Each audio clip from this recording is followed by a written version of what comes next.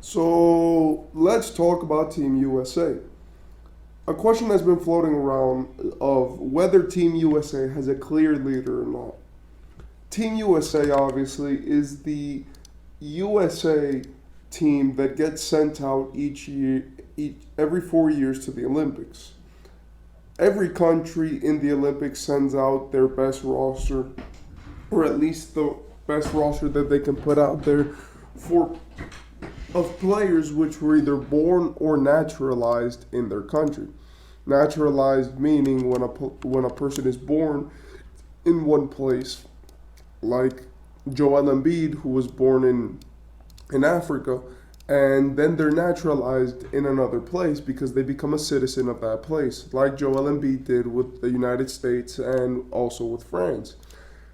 This naturalization process is very common, as we've seen even some people have very different experiences with the naturalization and how that's affected overall international basketball.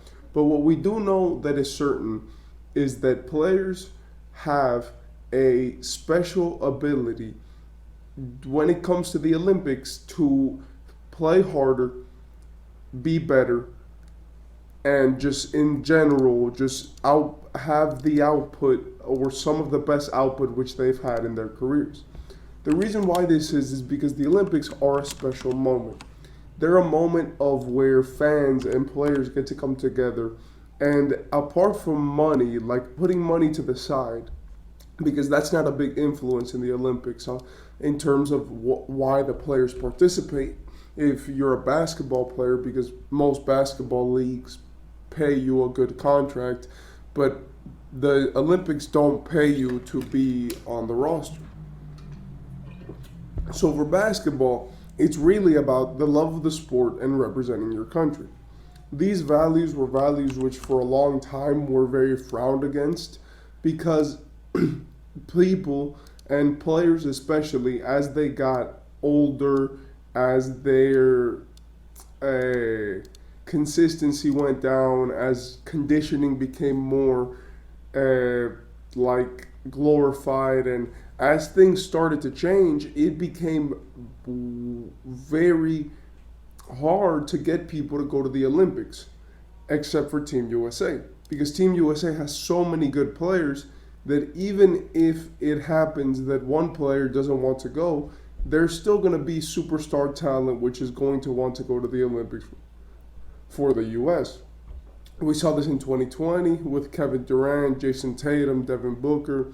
We've seen this with guys like Anthony Davis. We've seen this now in 2024 as there were like 60 players which were competent, great NBA players which got left off of the Team USA roster because they just didn't have a spot.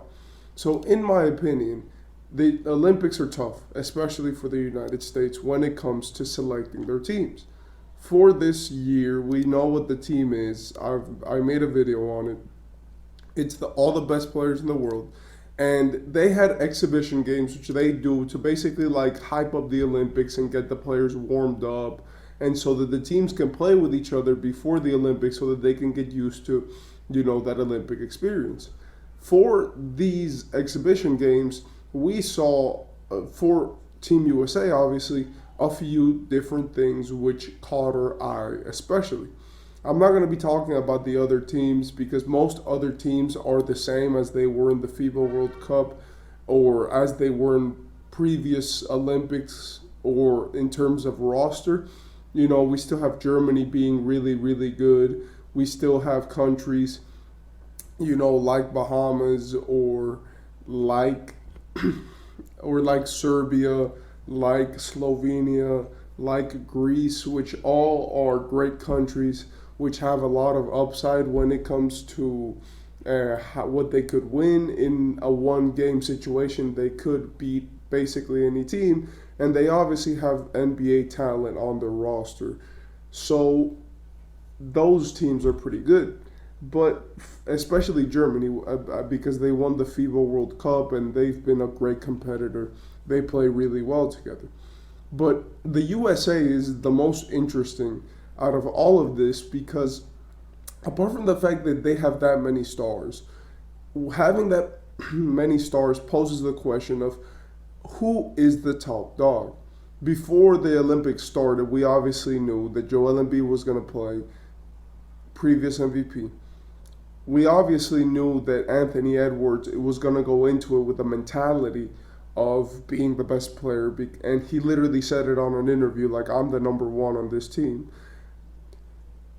Jason Tatum just won a championship, and Jaylen Brown is not on the roster, and Jason Tatum is the best small forward when it comes to, not the best small forward, but he's a young champion who just, was crowned as the second best player on a finals team in terms of, and he just got paid $315 million.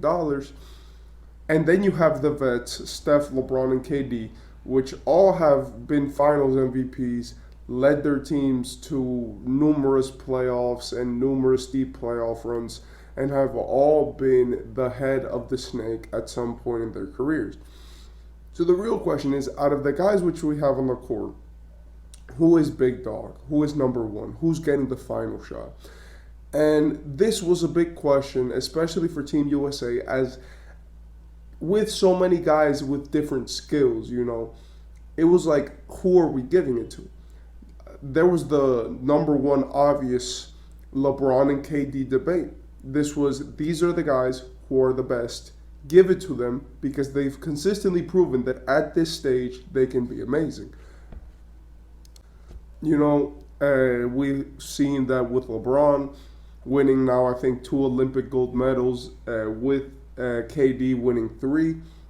And we've seen that those guys have proved that in the Olympics they are great and they can win gold.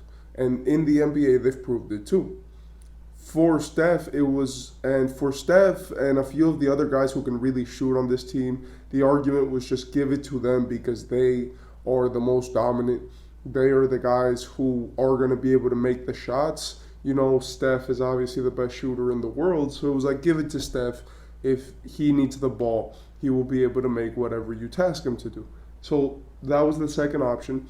And then the third was give it to one of the young guys, give it to Ant, because Ant talks a lot about taking the last shot, and he honestly does a very good job of propping himself up, and he is great. Or give it to JT. I don't know who said that, but I wouldn't say that. Or give it to Joel Embiid. I wouldn't say that either, because Joel Embiid hasn't played to his best. Some people said give it to AD. He's been the best player throughout these Olympics. But I also believe that not the grand majority of people did that. So the real big three in terms of this was either Steph, KD, LeBron, or Anthony Edwards. And now that we've have the exhibition games finished, we know who the top dog is, and it's LeBron James. This debate was going on for such a long time that people kind of forgot that LeBron is still the greatest player and the most experienced, because when it came down to the last 2 exhibition games which they had against South Sudan and against Germany, they were down at the end of those games. They looked like they were out, honestly, especially against Germany. They were up, and it didn't look good for them because they had gone down 81 to 82. And it was like, yo, we need some offense. And the game kind of didn't look 100%. Then they gave it to LeBron. He made a layup. Then they gave it to LeBron on the next play, and then he made another layup. Then they gave it to LeBron on the very next play, right? And he made a 3. And all of this, by the way, while playing great defense and having one of the better layups when they were up 4 points. You need one bucket to seal the game. LeBron drives in, boom, puts it in, forces his way into a layup, and basically wins them the game. You see Anthony Edwards do it with him. And then on the other match against South Sudan, he had a crazy, reverse, I don't even know what it was, right-handed, torqued layup, contested, which won literally USA the game. And he also had a beautiful block and a series of great performances during this entire time and during these 5 exhibition games. In the end, we figured it out. LeBron is the guy for this USA team.